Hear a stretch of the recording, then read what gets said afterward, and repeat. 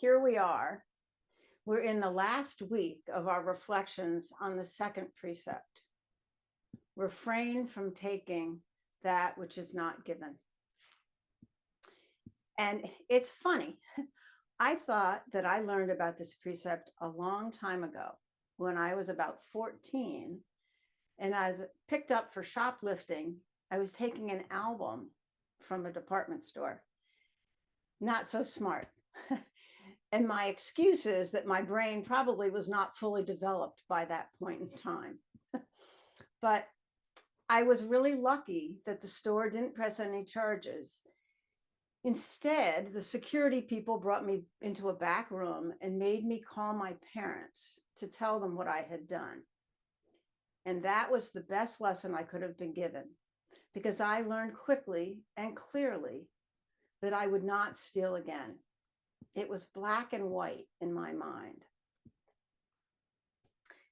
But in our reflections over the past weeks, it's so clear that practicing with this precept is not black and white, and that it's about a lot more than just refraining from stealing. There are laws in our communities that guide our ethical behavior, and they're really important. But this precept really points us towards our internal experience and really asks us to be honest, both within ourselves and in our relationships with others, recognizing the impact that our actions have on others. Refrain from taking what's not given. I also like to think of the flip side of this precept. Open to receive what is given. So just for a moment, imagine you're at a restaurant and you're walking through a long buffet line filled with all sorts of yummy things. You walk down the line, filling your plate with a little bit of this and a little bit of that. That looks so good, and so does that, until your plate is heaped a bit higher than you had planned. There's no more room on the plate, but there are a few more items on the buffet that you really want. What does that feel like? For me, walking through a buffet line immediately evokes a feeling of tightness and wanting. Taking a little more of this or this, there's a tinge of greed there. I want to be sure I get my money's worth and try each thing, even if it's more than I'm hungry for. Maybe even if it means there may not be enough for someone else later in the line. So it's not that the food isn't offered, but that my attitude is one of taking, of maybe a little selfishness and wanting all I can get. And it's not really a pleasant feeling. And now imagine that you're at a friend's house for dinner and your host has prepared and served a wonderful, tasty plate of food to you. What does that feel like? Maybe you feel the generosity of the offering. You receive it.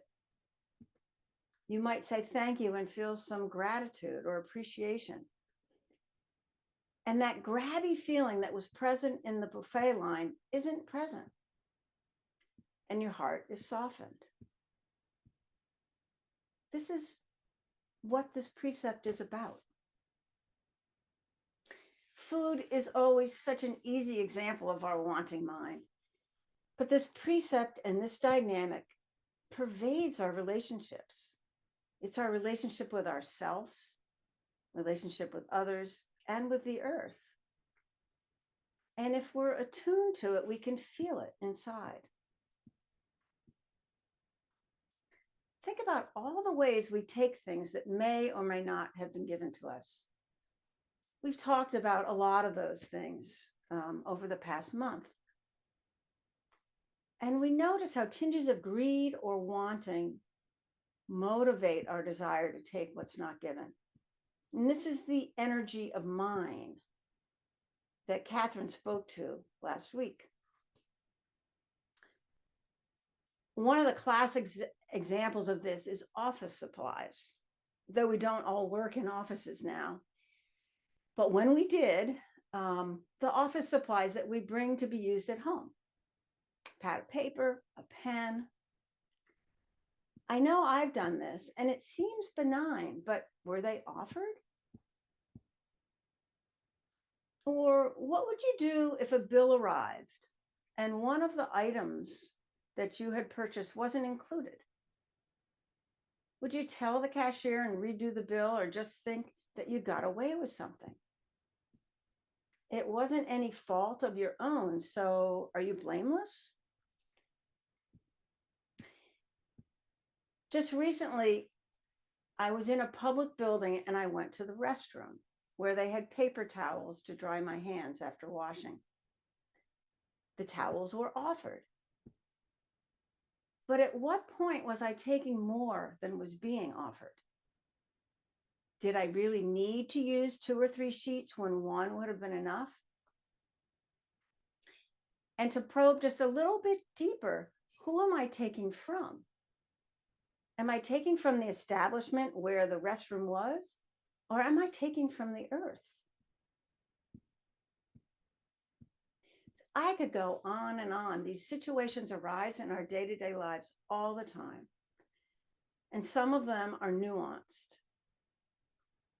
None of them really seem like big deals or would be considered outright stealing. But as we practice with this precept, we become a bit more sensitive to the subtleties. We can feel them inside. What is skillful? Or what is exploitive? It's an inquiry for us. And this precept doesn't only apply to material items.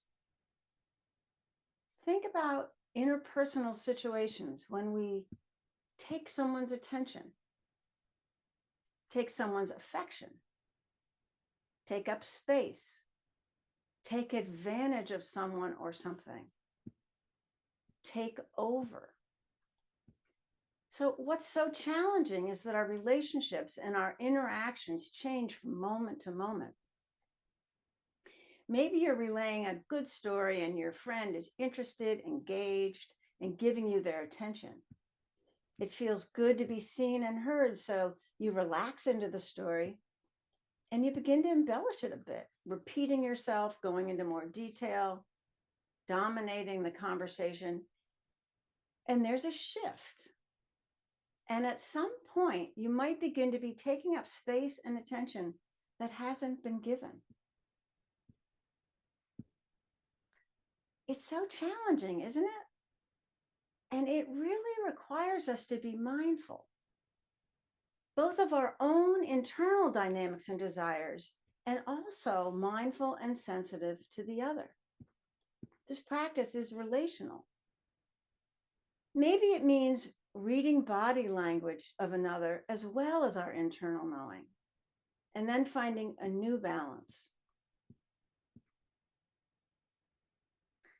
These tendencies towards wanting to take what hasn't been given are deeply rooted, and unearthing them, noticing them in these more subtle ways, is really humbling. We have to remind ourselves over and over that this precept is a training, and it's helping us, guiding us away from the tightness of wanting. And it's untangling our conditioning. And that happens over time with reminders and practice. And now I want to talk just a little bit about the flip side, about receiving. Receiving that which is given also is a practice. It's a practice of allowing and welcoming. It's hard to trust that everything will be okay, that we'll get what we need if we don't take it. But this precept is suggesting just that we settle back and receive what is offered to us. You've heard our words, even on the cushion, we sometimes say, allow and welcome whatever arises, or receive the breath. We all know that it's not easy to let that next moment unfold and just receive whatever it offers. But we may also know that we can find a sense of ease there.